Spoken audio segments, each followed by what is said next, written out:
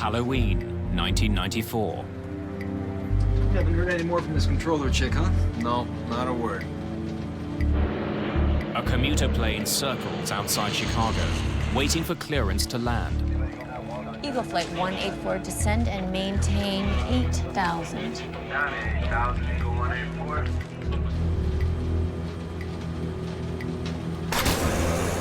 Without warning, the controls snap to the right.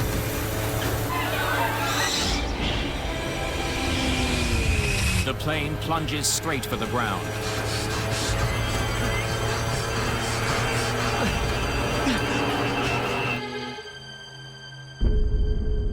The behavior of the crew and the air traffic controllers would be examined. Pilots would question the safety of an airplane. The airplane will have a nasty tendency to go out of control. Investigators travel the world for answers. The crash makes Roselawn one of aviation's darkest words. Mayday, Mayday.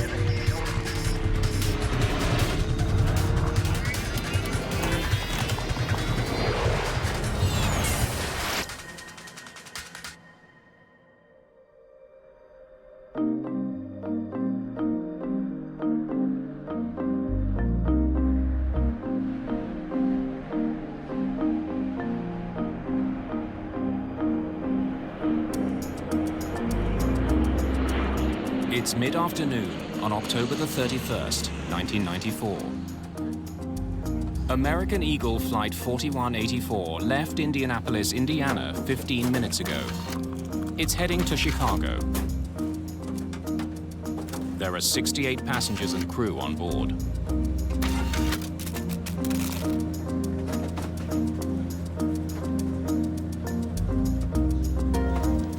Happy Halloween, cowboy.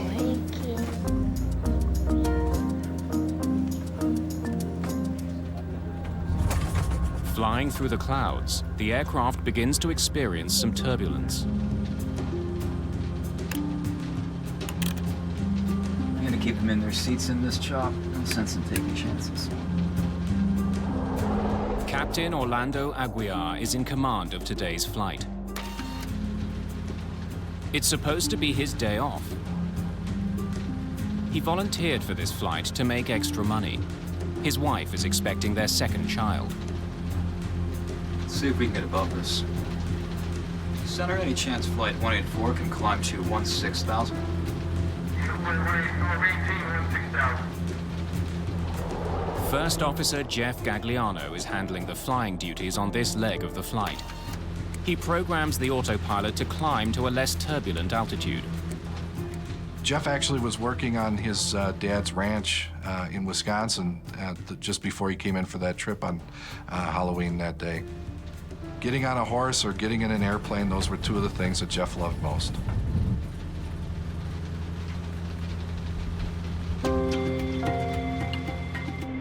Flight 4184 is an ATR-72, a groundbreaking new aircraft built in France. Cost-efficient and comfortable, the plane has become popular on short runs. This flight is just one of 5 short hops the crew will be making today. It's Amanda Holberg's first day on the job as a flight attendant with American Eagle. She's paired with Sandy Modaf, a seasoned veteran.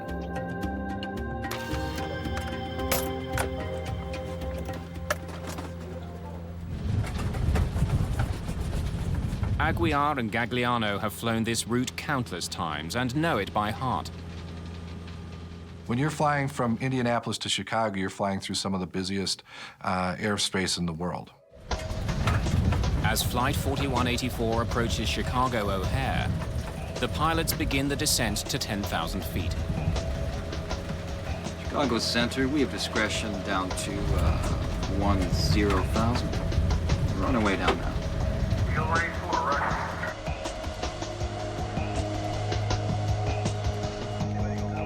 In Chicago, controller Michelle Willman is returning from a break.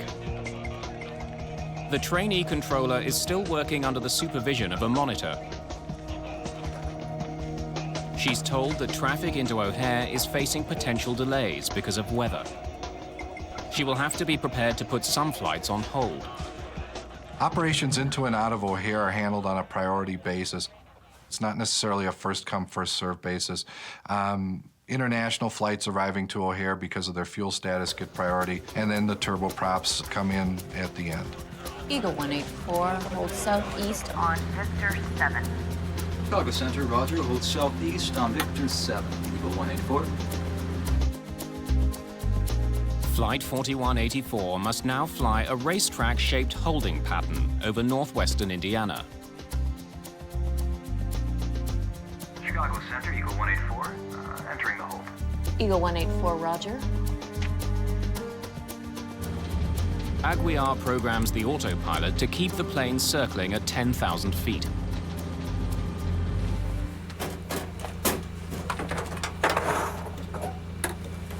I'll go up front, see if they want anything.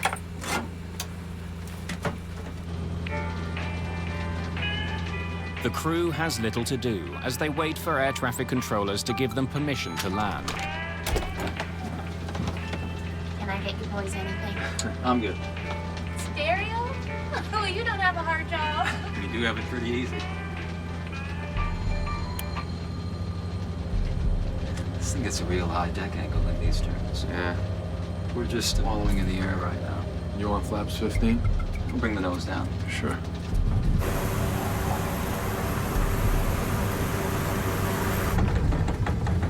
I guess Sandy's going ooh now.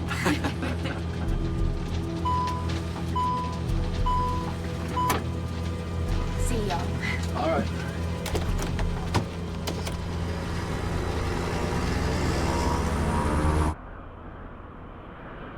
The crew needs to let the airline know about their delay.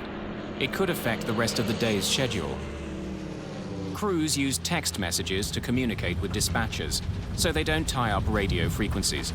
Shall I let them know how much fuel we got? Sure. Space, F-U-E-L. Is that? We've got 3,600 pounds.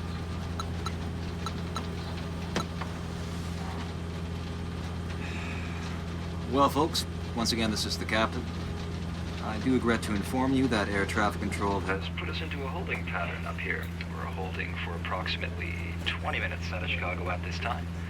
I do apologize for all the delays. That's much nicer. Flaps 15. Sure, once they let us out of the hold and forget they're down, we'll get the overspeed warning. I can't hold anymore, man.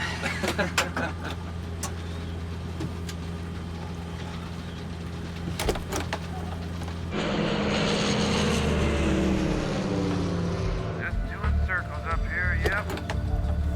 Yeah, we got plenty of gas. We could be up here. Here for a long while. Hey, bro. Yeah. I'm getting busy with the ladies back here. Oh. Yeah, so if I don't make it up there, say the next... 15, 20 minutes. You know why. Okay, when we get closer For the touchdown, I'll give you a ring. Oh, no, I'll be up right now.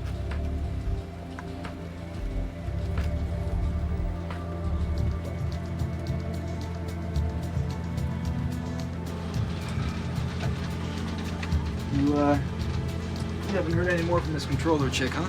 No, not a word. Eagle Flight 184, descend and maintain 8,000. down to 8,000, Eagle 184. Eagle Flight 184, should be about 10 minutes till you're cleared in. Thank you. The flight is allowed to descend. Are we out of the hole? No, we're just going down to 8,000. Then a warning. I knew we'd do that. The plane is going too fast to fly with its flaps extended. I was trying to keep it at 180. Gagliano retracts the flaps. There's a strange sound coming through the fuselage.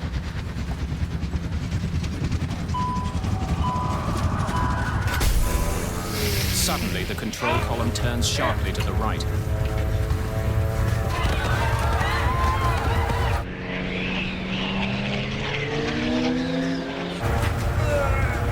The controls won't budge.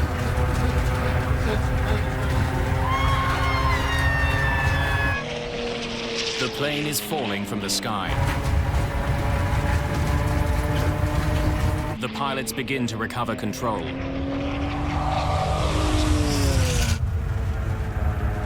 But then it happens again.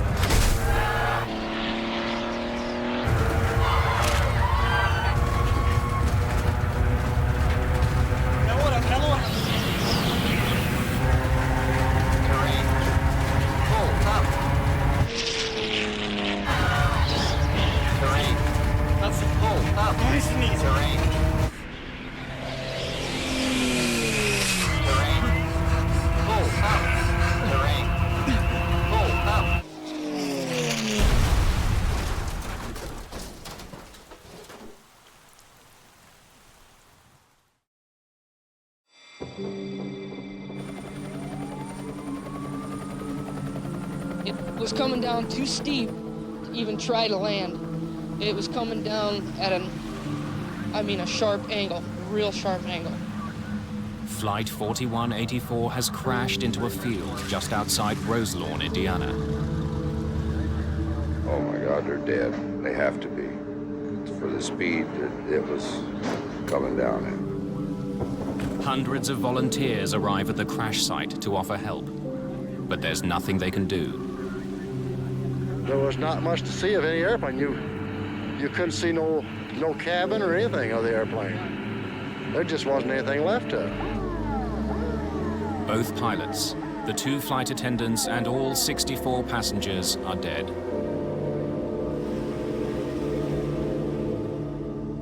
The Roselawn crash would soon become one of the most important accidents in aviation history. It will lead investigators to new conclusions about a string of older crashes.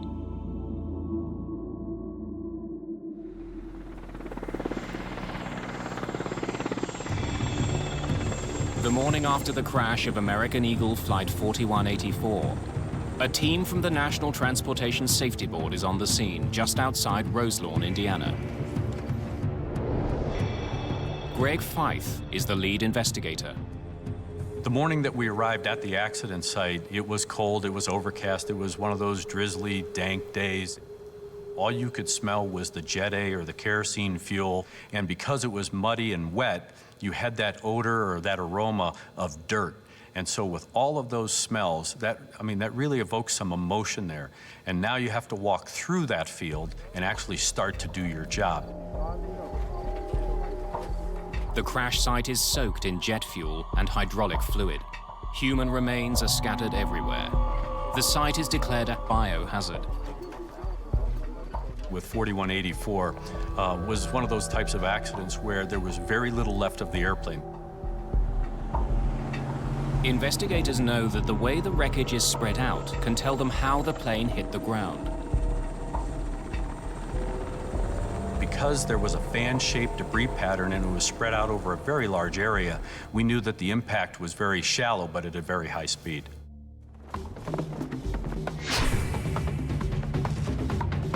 The airplane's 2 flight recorders are found intact in the tail. They're taken to the NTSB's labs for analysis. The data on the recorders could provide the clues investigators need to solve the mystery. But extracting the data takes time. In the meantime, investigators look for the location of key pieces of wreckage. The first things we typically look for are the 4 corners of the airplane. The NTSB's Bob Swaim leads that search. You're looking for the nose and the tail and the 2 wingtips, because if you can tell where the 4 corners of the airplane are, you get an initial idea of whether the pilot was in control or not. The plane's 4 corners are far from each other. The nose and cockpit are completely destroyed. This tells investigators that the plane hit the ground nose first in a shallow but rapid descent.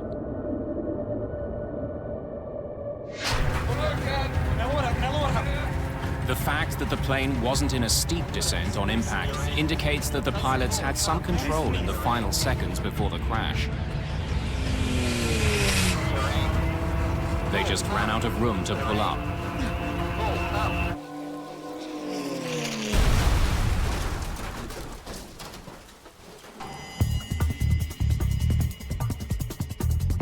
Investigator Bob Swaim, meanwhile, has recovered some of the plane's instruments, including its attitude director indicator, also known as the artificial horizon.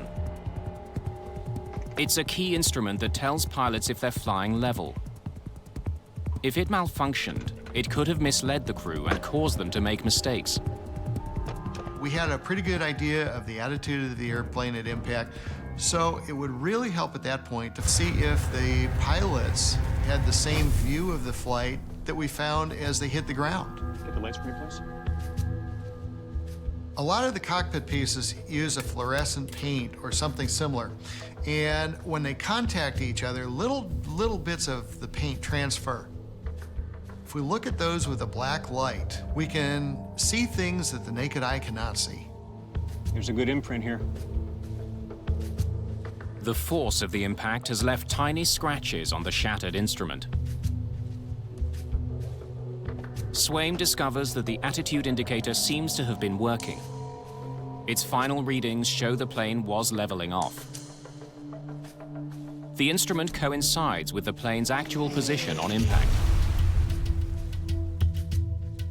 It indicated that at least the flight instruments that the pilots would have been looking at were appropriate, they were proper, that the pilots had something to fly by. The discovery means that the pilots knew their plane was diving towards the ground. Investigator Greg Fife is getting a clearer picture of the flight's final seconds. Now he wants to know about the history of this flight before it fell from the sky. One of the elements of the investigation, of course, was to look at air traffic control. Eagle 184 holds southeast on... Fife learns that Flight 4184 had been in a holding pattern southeast of Chicago for 39 minutes before the crash. When we looked at the air traffic control records, we found that the flow rate, that is, the number of airplanes that were going into Chicago O'Hare at the time, had to be reduced because of the weather moving through the area. Well, folks, I do regret to inform you that air traffic control has put us into a holding pattern up here. And because of the reduced rate into Chicago, we knew that 4184 was going to have to hold for a very long period of time. I do apologize for all the delays. One of the aspects that we found was that one of the controllers in the facility was relatively new. They were considered a trainee. Had an inexperienced controller put Flight 4184 in peril? Chief Investigator Greg Fife wants to know more about the weather conditions along the holding pattern. I want weather data, pilot reports, its atmospheric conditions, its Doppler rate, or anything you can find.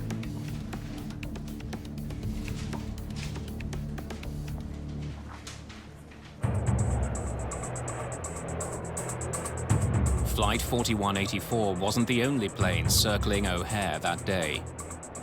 Several other planes were also on hold. They all landed safely. Interviews with the pilots of some of those planes give investigators an important clue.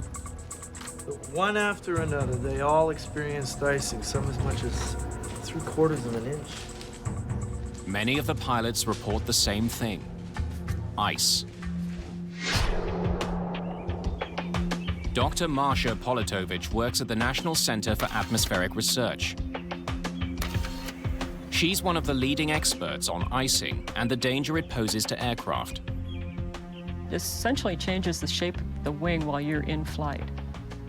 It creates drag, it reduces lift, it causes performance and handling problems, and it's just not a good thing to have.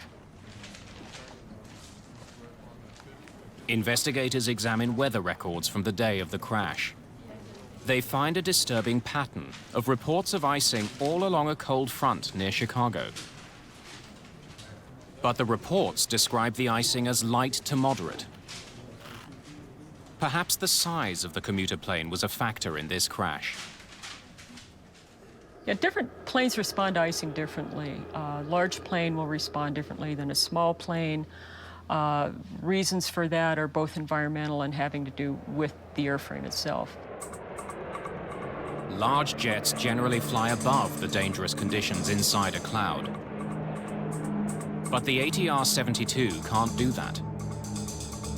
Smaller plane can't fly as high. They're stuck in the icing environment for longer. They may not have de-icing equipment, and if they get in trouble, they may not have enough excess power to get out of it. Investigators discover that Flight 4184's holding pattern took it through layers of cloud repeatedly. Each time it would have been exposed to icing conditions.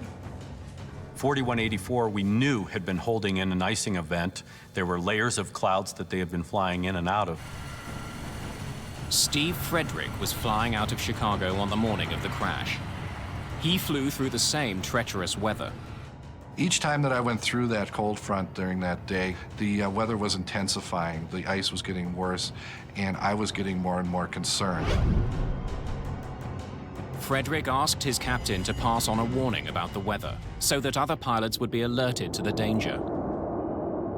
I found out a little bit later that my captain had never warned dispatch, and these pilots never got the warning about the ice that was out there that day. And there's no feeling in the world that can compare to how badly I felt at that moment.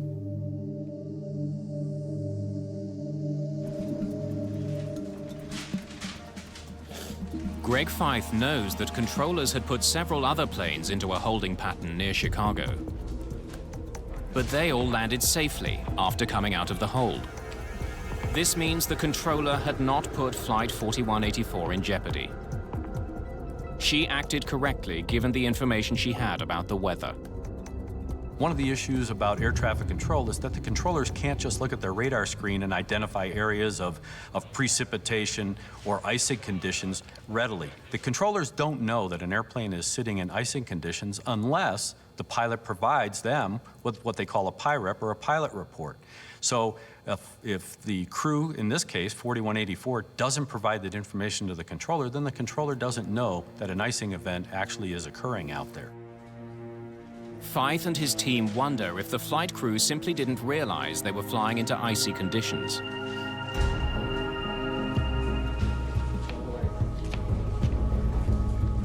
The plane's cockpit voice recorder provides the answer. Can I get you boys anything? I'm good. Ariel? You don't have a hard job. You do have it pretty easy. Hey, bro. Getting busy with the ladies back here? Oh. At first glance, the crew's behavior seems unprofessional and undisciplined. The first officer was listening to some music. We knew that there were a lot of non-aviation things going on. One of the most contentious elements was how did that affect the crew's performance and their awareness to the situation that was starting to develop. Well, that's much nicer now, flaps 15. Yeah. Showing some ice now. Once they let us out of the hole and forget they're down. But 9 minutes before the crash, the crew had noticed their plane was picking up ice. The pilots must have been aware they were flying through an area of aircraft icing. You haven't heard any more from this controller chick, huh? No, not a word. Then, 2 minutes before the accident, another remark draws the attention of investigators. Still got ice. I see what you mean. The crew knew about the ice. Now investigators need to know what they did about it.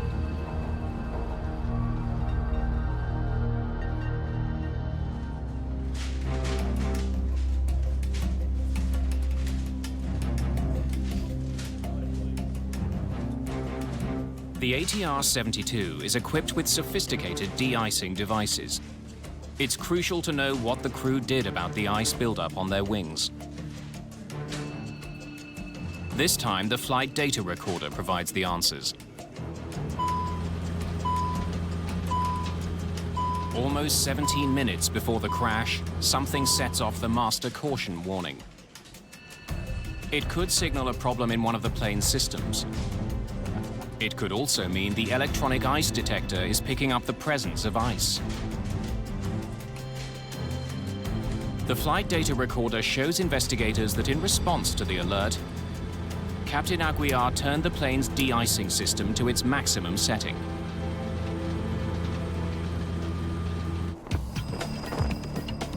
The NTSB's Charlie Pereira looks into the performance of the ATR-72. The icing alert system had sounded orally, and they heard it, and they activated protection systems on the airplane. And at the time of the accident, the de-ice systems were on. The complete ice protection system on the ATR-72 airplane consists of a combination of what we call anti-icing, which are hot surfaces that don't allow the ice to form, windshields, and the propellers are also heated on this airplane. And then they have de-ice systems, which are on the leading edges of the wings, what are called pneumatic boots. They're like rubber inflatable chambers that you blow air into and they expand kind of like a balloon, and that cracks in the ice, and then the ice flies off the airplane. The flight data recorder shows that after he activated his de-icing system, Captain Aguiar also pushed the throttle forward slightly, increasing the plane's speed. This increased the speed of the air moving over the plane's wings, making it harder for ice to settle there. The pilots had done everything they could to deal with ice buildup on the plane. But were the anti-icing systems actually working?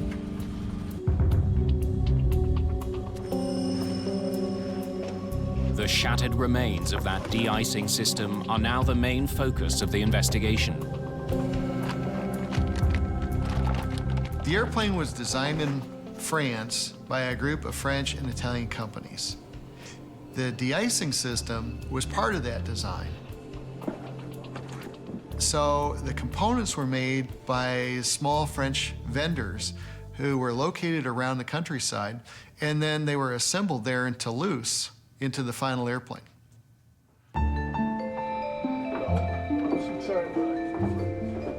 Bob Swaim arrives in France with pieces of the de-icing system. I brought some pieces from Flight 4184 to look at. The key component to the de-icing system is probably not the black rubber boot that you see on the airplane, but the timer that's inside the airplane, or the timers and the valves that control those boots. The force of the crash has left telltale markings called index marks.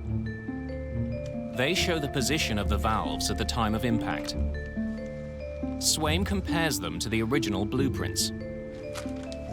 Does anything seem out of the ordinary? The trip to France has led to yet another dead end. There was nothing wrong with the plane's de-icing system. Thanks a lot, appreciate it. Thank you. Investigators are puzzled. Showing some ice now. If the crew knew they had ice on their wing and their de-icing system was working, why did the plane crash? Other pilots think they know the answer and decide to speak out. Their decision will dramatically change the course of this investigation.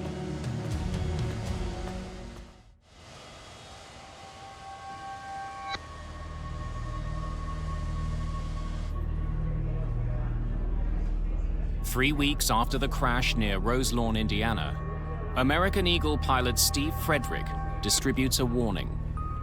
It says the ATR-72 fleet operated by American Eagle is dangerous in icing conditions. It claims American Eagle pilots have pleaded with the airline and regulators to do something about it, but to no effect. I drafted and distributed a brochure in Chicago O'Hare Airport, which essentially warned people about the problems with the ATR aircraft and made an outreach to the public in order to try and get something done because nothing was happening. Steve Frederick has more than a professional interest in the crash of Flight 4184. Co-pilot Jeff Gagliano was his close friend. They graduated from flight school together. Gagliano's death has hit him hard. He made the comment one time that he would probably wind up dying because of ice in an ATR. And it was eerily prophetic. A month after the crash, pilot frustration over the ATR's airworthiness boils over. A group of a dozen pilots refuse to fly, citing risky weather. The airline is forced to cancel flights. And then Steve Frederick goes one step further. He voices his concerns on a US network morning show. We were told this airplane will try and kill you. If you get too slow in ice, the airplane will have a nasty tendency to go out of control. When I came back to flying after my appearance on Good Morning America, I was summarily suspended without pay.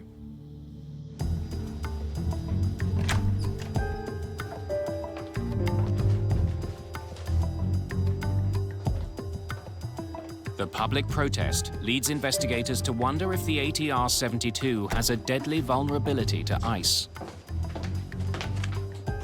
Merci. Investigator Charlie Pereira visits the ATR's French manufacturer, Aerospatiale, to learn more about the plane's history. We embarked on a research effort to try to identify all previous ATR-42 and 72 roll control incidents. He finds a disturbing pattern. And about five of those were found to be similar after the fact in our review to the Roselawn case. One such incident took place in December 1988 in Mosinee, Wisconsin. An American Eagle ATR-42 had been preparing to land in icy conditions at central Wisconsin Airport. The airplane was on approach in severe icing conditions, described as freezing drizzle and freezing rain. Captain Mike Bodak was the pilot that day. We were just on the last two legs of our trip before we'd be done with work. And we were doing our descent. Everything was proceeding normally. Negative ice, just wet. I'll call the flight center, let them know we're turning inbound. I hear in the tail a sound like that, but it just got louder and louder. We have no idea what is occurring. I thought initially a propeller blade may have come off. It was as if the steering wheel wasn't connected to anything. The plane stalls. Its wings can't generate enough lift to keep it in the air. As I see I'm not getting any of the airplane back, I come up on the power loopers all the way. The engines are now really trying to fly. And at this point, I'm getting some of the airplane back, so I make a forward motion to try and break the stall. And it's still going terrain, terrain, and I don't have the airplane back yet. And my first officer says, and I say max RPM. He throws the props from 86 to 100%. And instantaneously, boom, we fly out of the stall. The plane is less than 1,200 feet above the ground. Captain Bodak has learned a sobering lesson about the ATR.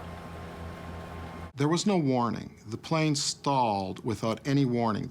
Planes do have warnings for stalls, but in this case, there was no warning. I got the first warning that I was in a stall was I was in a stall. But other pilots weren't as lucky.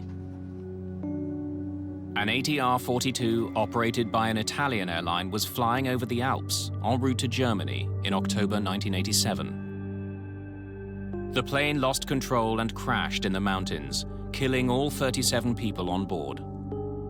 Ice was the main factor, but the final report blamed pilot procedures. For investigators, it's really important to look back at historical information about any airplane. You want to look for trends.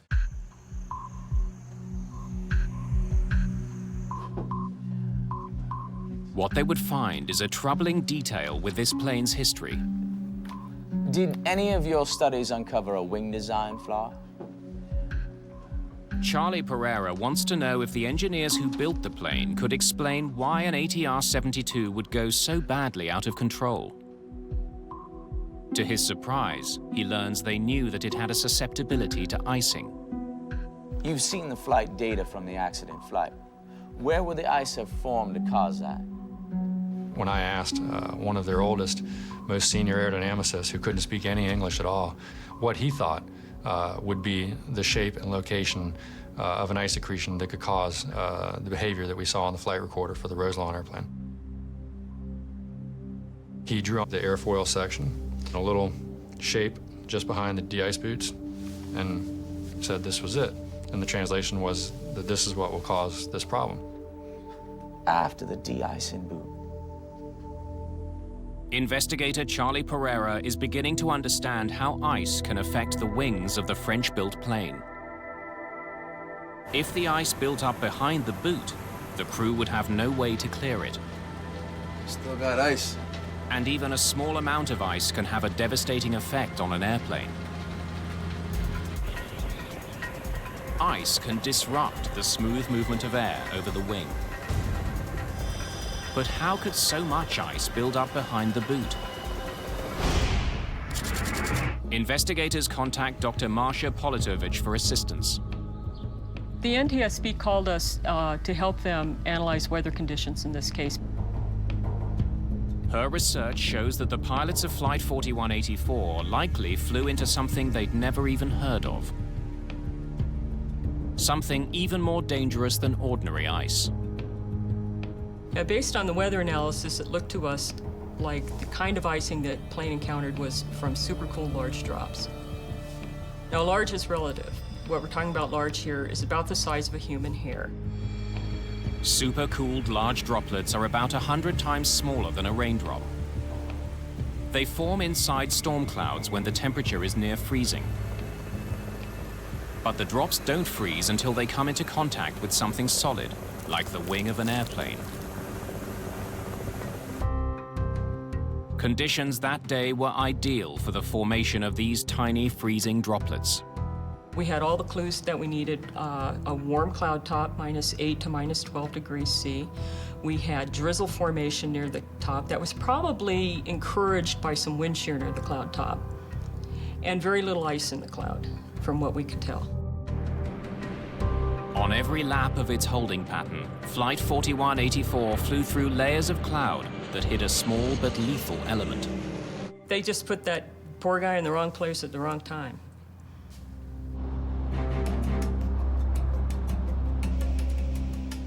Investigators learned that supercooled large droplets have a distinctive way of accumulating on an aircraft wing. Ordinary ice accumulates on the leading edge of the wing, where de-icing boots can get rid of it easily.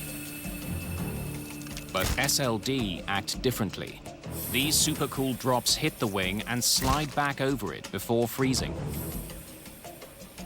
This forms a ridge behind the boots, out of reach of the de-icing system. So as 4184 was flying in that type of environment, rather than the water droplet freezing on the protected surface of the de-ice boot, it actually ran behind the de-ice boot and froze on the metal surface.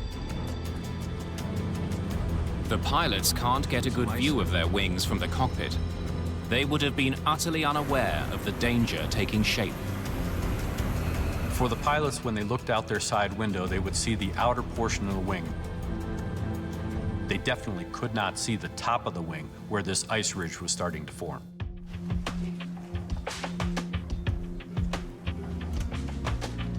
For Greg Feith, the investigation is coming to a head. His investigators think they know why Flight 4184 crashed, but they can't prove it. To make matters worse, the plane's manufacturer suggests that the Roselawn crash wasn't caused by an ice buildup, but by poor piloting. The NTSB thought it was an aircraft problem, and the French aircraft manufacturer thought it was a piloted problem and not their particular product.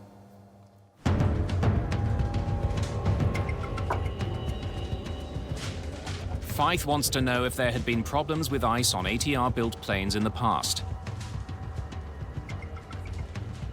He finds troubling similarities between some incidents dating back decades. Using data from flight data recorders, investigators look at aileron movements from Flight 4184 and compare them to the other incidents. They discover that on all those flights, the aileron deflected in exactly the same way. There's no input at all from the pilots. we knew that all of these ailerons were being commanded to move, not by the pilot, but in fact the disrupted airflow created by the icing event that the airplane had encountered. The physics of ice buildup explains why the control column on Flight 4184 snapped to the right. Air turbulence on the wing was so powerful that it lifted the aileron, which caused the plane to roll. Since the aileron is attached to the control column by a cable, it jerked the control yoke to the right. The force of the turbulence pulling on the aileron was so great that even two pilots trying to countersteer weren't able to bring the aileron back down. The forces were determined to be about 250 pounds, so for the pilot, it would have been trying to roll against 250 pounds of aerodynamic force. Worse, the ATR's control yoke doesn't have power steering, so those forces are transmitted directly to the pilots. The pilots could not fight back against the air pulling on their aileron.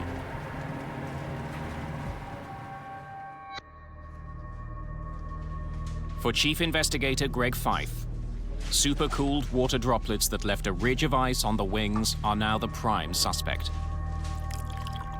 But how to prove it? Now the real analysis began because we had to understand what was going on in flight with the airplane. We had good flight data recorder information. It only told us what happened, didn't tell us why it happened. We had to try and model this icing event some way. At the time of the crash, NASA was just beginning to study the effect of supercooled large droplets on airplanes. Back in 1994, pilots didn't know what SLD or supercooled large droplets were. There was very little information in the pilot community, and there was actually very little information in the aviation industry about SLD.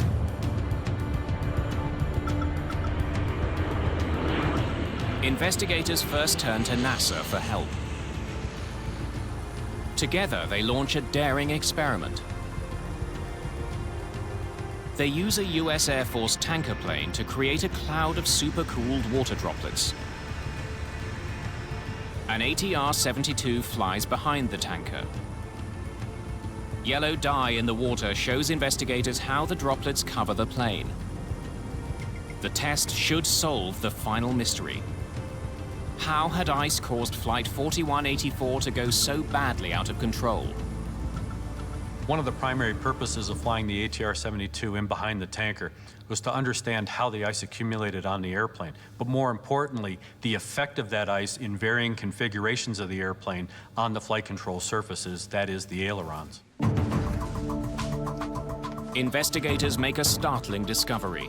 A seemingly harmless action meant to increase comfort on the plane may have led to disaster.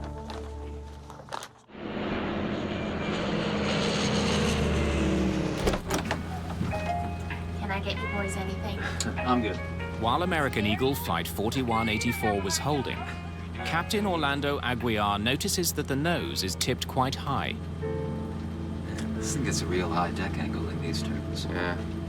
Captain Aguiar knows that the plane's high nose angle was producing an uncomfortable tilt in the passenger cabin. You want flaps 15? I'll bring the nose down. Sure. Extending the flaps would have the effect of lowering the plane's nose, making the ride more comfortable. I guess Sandy's going ooh now. When investigators duplicated this maneuver, they found that it had a dramatic effect on where the ice ridge formed on the plane's wing. The flaps made the icing problem even worse. By exposing more of the upper surface of the wing to the oncoming water droplets, and that's one of the reasons why we got the ridge of ice where we got it, was because of the flaps 15 configuration. That's much nicer now, flaps 15. Yeah. The crew of Flight 4184 is unaware that a ridge of ice, more than a centimeter high, has built up on the surface of their wings. Eagle Flight 184, descend and maintain 8,000. Down to 8,000, Eagle 184. The ice buildup has no effect on the flight until First Officer Gagliano begins his descent to 8,000 feet. I knew we'd do that. The descent increases the plane's airspeed. This triggers a warning from the flight computer telling the crew they're flying too fast with the flaps extended. I was trying to keep it at 180. Gagliano now retracts the flaps. But the routine gesture has a dramatic effect on the plane's aerodynamics. When they retracted the flaps, as they started their descent down to 8,000 feet, the airplane pitched back up into a very nose-high attitude. Airflow over the ice-laden wing was disrupted when the nose lifted back up.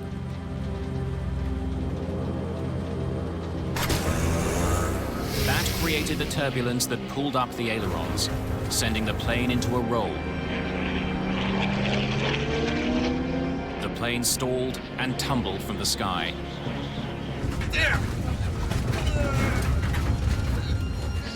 Had this crew had about 2,000 to 3,000 more feet of altitude, there's a high probability that they would have been able to salvage or recover the airplane before it struck the ground.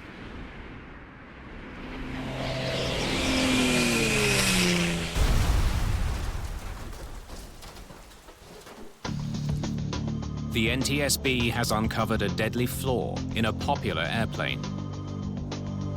There's a growing concern that unless something is done, this kind of accident would soon happen again. Investigators conclude that problems with the ATR's wing design make it vulnerable to this menace.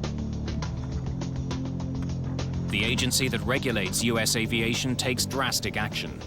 We are going to issue an airworthiness directive this afternoon that will preclude the operation of these aircraft into known icing conditions. The FAA takes swift action, banning all models of the aircraft from flying in icy conditions. This throws regional airlines like American Eagle into chaos. Public concern over the safety of ATR airplanes grows in the aftermath of the Roselawn crash. The most controversial charge, that the FAA had relied on the French authorities to test and certify the aircraft, then rubber-stamped the results. Therefore, the ATR-72 was never really tested by the FAA in any way, shape, and form as though it was manufactured here. The plane's French builder proposes to fix the problem by making the de-icing boots wider so they cover a larger part of the wing. The company also rewrites operating procedures, forbidding pilots from using the flaps or flying on autopilot in icing conditions. In response, the FAA issues an amendment to their earlier directive, loosening operating restrictions on the ATRs. Most airlines decide not to take any chances. They move their ATRs to the south, where a warmer climate would reduce the risk of ice.